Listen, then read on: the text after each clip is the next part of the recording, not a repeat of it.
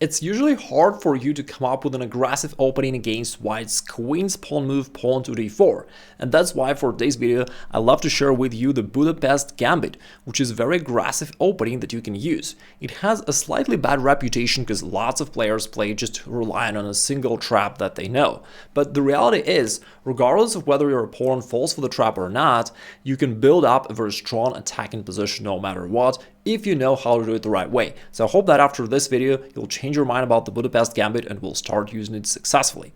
Now with the move pawn to e5, quite obviously you let your opponent to grab the pawn. In most cases they will. A little later I'll tell you what to do if they don't. Now if they take this pawn on e5, this hits the knight, so you go knight to g4 and you kind of aim to get this pawn back with your knight on the next move. Therefore usually we'll try to defend it with one way or the other. Let's say they go knight to f3. Defending this pawn with their own knight from f3. In this case, I recommend that you actually play in a gambit style. You play pawn to d6. You don't even try to get this pawn back. You say, okay, I'm ready to trade it off, but now I'm ahead in development and just want to finalize my development quickly and to start attacking. And there is a nice little trap that you set along the way.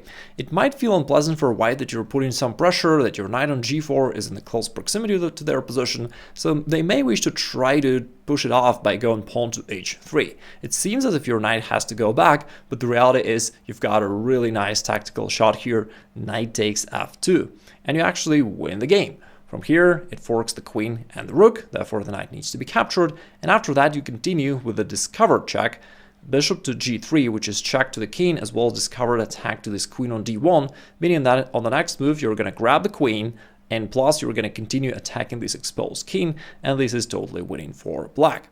What if your opponent doesn't fall for the trap and does not play this move pawn to h3? Let's say instead he plays the correct move knight to c3. From here the knight defends the queen, and therefore this tactics does not work any longer, because at the end of the line the queen will be defended. Now, then, of course, you just continue playing, because your main plan was just to be ahead in development, to have open lines for your pieces to go forward and to attack later. So you don't care, you just continue your development. And as they play h3 right here, you then bring your knight back to e5, and after this exchange, you have this active knight on e5, putting some pressure to this pawn on c4. They'll usually play pawn to e3, and you just develop. There are different ways to go about this. The easiest is just to castle. And after they play bishop e2 trying to develop, there are a couple typical ways for you to keep creating more pressure onto your opponent's position. One is bishop e6, putting more pressure to this pawn on c4. In this case, it will be attacked twice, forcing white to do something about it. But the other move is even stronger, it's queen to g5, where you hit this pawn on g2, and it really hurts for white, because from there it's going to attack the rook and destroy white's position altogether. Now, what can white do about this? The most natural move, castle, actually fails to these tactics. Bishop takes h3, and now, white is probably going to crumble fast because, you're putting pressure. This pawn is pinned down to the king, therefore can't move. Your bishop is putting pressure right here, and it's easy to see that white's in trouble. So that's how you are going to win a lot of games. Now let's take it back, and let's say your opponent does not blunder this thing. Let's say he goes something like pawn to g3. What do you do then? Well, what I recommend is to bring the queen back to g6 just to avoid any kind of attacks to your exposed queen. So you can just play queen g6 so that it stays safe, and your opponent can take advantage of this anyhow. And although theoretically white is alright at the moment, it's just much easier to play this position with black. Your bishop is targeting this square, this pawn on h3, therefore white can castle. If they do, they'll lose this pawn on h3. If not, you can play bishop e6, once again this kind of common move, hit this pawn on c4, then you go rook d8 and x-ray this queen on d1, and for white they have this quite hard time figuring out what to do. That's why even though white is up a pawn, you're still having this nice attacking position. Going back to the starting position of the Budapest Gambit, you may be wondering, hey, but what if white just overprotects this pawn with pawn to f4 so that black can no longer get it back with the knight? It looks solid, but in fact it's a bad error for white, because after you go bishop c5, it turns out that all these weak squares is a major problem of white. Plus, white falls back in development once again. So let's say they cover it somehow, pawn to e3, and you could even take this pawn, but even stronger is just to play d6. Once again, you don't want to even somehow rely on a single trick. You just want to be ahead in development and to develop your attack. So d6 kind of opens up the e-file after this exchange, so that in the future, after a castle, you can put the rook there. It's going to be painful for white. In most cases, white goes queen to f3 because they need to defend this pawn, so they play queen f3, then castle, kingside. Now rook e8 is coming, putting more pressure here. Your opponent hopes to play h3 and to push this knight back, but you don't have to because you can actually take over here. After bishop takes e3, you don't lose a piece because you still recapture. And if white captures, there's rook e8 that wins the game because you being the queen, you win the queen, and then you continue your attack having the material advantage. If they don't take on e3, they're still stuck because this is a monstrous bishop that cuts off the white king. It can't castle. You'll still play rook e8. You know, in some variations, queen a5 or queen b6, your queen can go either way and create a lot of threats here. It's just really bad for white. Some of your opponents will decide, okay, I don't want to hold on to this pawn, I don't care, I just want to develop, grab the center, and they'll play pawn e4. Looks pretty good for white at first. If you capture this pawn on e5, white can maybe follow up with pawn to f4 and build up the center, but we aren't going to do that. Remember, our goal is to be ahead in development and to attack. So you still play this typical move pawn to d6, and that's how you react in lots of these positions, because after the exchange on d6, that helps you to bring your bishop out, creating some threats against white's position. Now, strangely enough, it's hard to believe, but it's quite tough for white to figure out what to even do here. Because if they play h3, the natural move, trying to push away your knight, you've got this strong move queen to h4. By the way, notice that in this particular position, knight f2 sacrifice does not work immediately. If you try it out, then after this exchange and bishop to g3, the difference is you wish to capture this queen, if they capture the bishop on g3, but they could instead go king e2 and maintain the guard of the queen. For that reason, these tactics doesn't work here. Let's take it back. Instead, we gotta find something else. If knight f2 doesn't work immediately, you can just reinforce this threat by bringing the queen out to h4, creating this colorless checkmate threat of queen takes f2, supported with your knight. And what can white do? They can't really capture this knight because it's pinned down to the rook. What else can they do? I mean, bishop e3 is another bad blunder because knight takes e3 just wins the bishop. Because of the pin, they can't recapture. It's nice how trappy this whole variation is. Now let's take this back. What if they try pawn g3, pushing your queen away? Then you don't shy away from sacrificing your bishop, because then you completely open up the king, and it's quite easy to see that white's going to be in trouble like very quickly. You attack the king, you can jump with your knight to f2 and attack the queen and the rook. I mean, you have just way too many threats for white to handle. And finally, if white plays the move queen f3, which looks like the most solid way to defend this pawn on f2, you just ignore it and you sack your knight over there anyway. It turns out that after queen takes, you've got this bishop g3, very strong follow-up that wins the queen, and you keep attacking the king. Again, really nice. I hope that you see the power of the Budapest Gambit. Very often, like whatever white does, they're just losing, and all the natural moves are losing badly. There's another funny variation here. If white goes pawn e4, still trying to just build up their center, and we respond with pawn to d6, trying to activate our pieces quickly, we already know that pawn to h3 fails due to queen h4, putting a lot of pressure to this square f2. If instead white goes knight to f3, this seems like a perfectly fine move for white, right? Wrong, because white loses once again. Crazy things going on here. Bishop b4 check just starts this massive attack. And our goal is to trade off the queens on the next move, and after that, capture this pawn on f2. For instance, if they play knight c3, that's what we're going to do. Take over here, the king recaptures, now knight takes f2 is a fork to the king and the rook, and we win a lot of material. Let's take it back. What if instead they play bishop to d2? Well, you can't take queens in this case, you can trade it off, but you can just slide your bishop back to c5, and somehow white does not have any sufficient defense to this square f2. You can take it with a bishop and attack his king, you can take it with a knight and fork the queen and the rook, and white's in big trouble. If they try to cover it with the bishop, saying, okay, I'm ready to give up a pawn, it's not that easy for white, because after you trade queens right here, and then you trade bishops, you could take the pawn, but it's much stronger just to go knight f2, and then you win a free rook on h1. You may be wondering, like, Igor, it's all nice, but I can't remember all these variations. Well, you don't need to, because first of all, your opponent probably knows very little to nothing about this at all, and secondly, you just need to know how to find the right attacking moves. It's not that hard to do that, just need to look at your opponent's territory of the board and ask yourself, how can I go there and make a forced move, which is a check, capture, or an attacking move. And if you practice this way of thinking, it will be easy for you to find proper attacking moves in whatever position.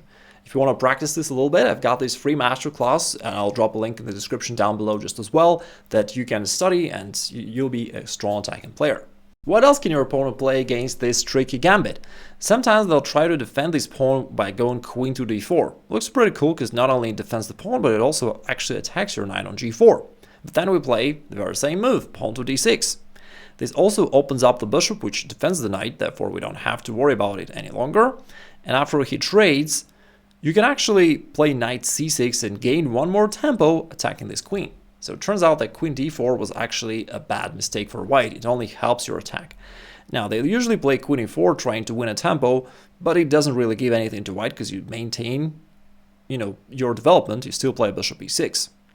Now, this pawn is hanging. You want to take it back. If they trade on c7, fine. Now, notice that you have nearly finished your development, while white is mostly completely passive and just running around with their queen and pawns. So that already gives you a sign that white's in trouble. And it's true. They usually play a bishop f4 here, trying to attack your queen and gain a tempo for their own development, but it actually fails to queen b6, with a double attack to this pawn on f2, as well as this pawn on b2, and from there you attack the rook, and there is already no defense for white. I mean, they can cover one of their weaknesses, but not both. Let's say they play knight to d2, and you could take on f2 with a knight or with a queen. Both ways are very strong. Now you attack the king, and after the king goes to d1, I mean, you can attack in multiple different ways, but there is also a way for black to win material right away. Actually, let this be our puzzle of the day, so that's a little challenge for you. If you can find the winning shot for black, please write it down in the comments below. Another popular way for white to defend this pawn on e5 would be to play bishop f4. Now, you can attack it once again with the move knight to c6. They defend it also with the move knight to f3, and after that there's a crazy variation which actually scores really well for black, especially in blitz, so if you're willing to take a little bit of a risk, I'd recommend that you try it out. Now, the move is bishop c5. You attack this pawn on f2. Now, why don't we go d6 as we usually do in other variations? I mean, d6 is not that good for black here, because notice that not only he's got a pawn right there, but he's got a bishop behind that also puts pressure on your d6 pawn, and so you can't really just get your bishop out on d6. So this typical plan does not work when your opponent has this bishop on f4, and so you usually develop your bishop either to b4 on c5 in this case.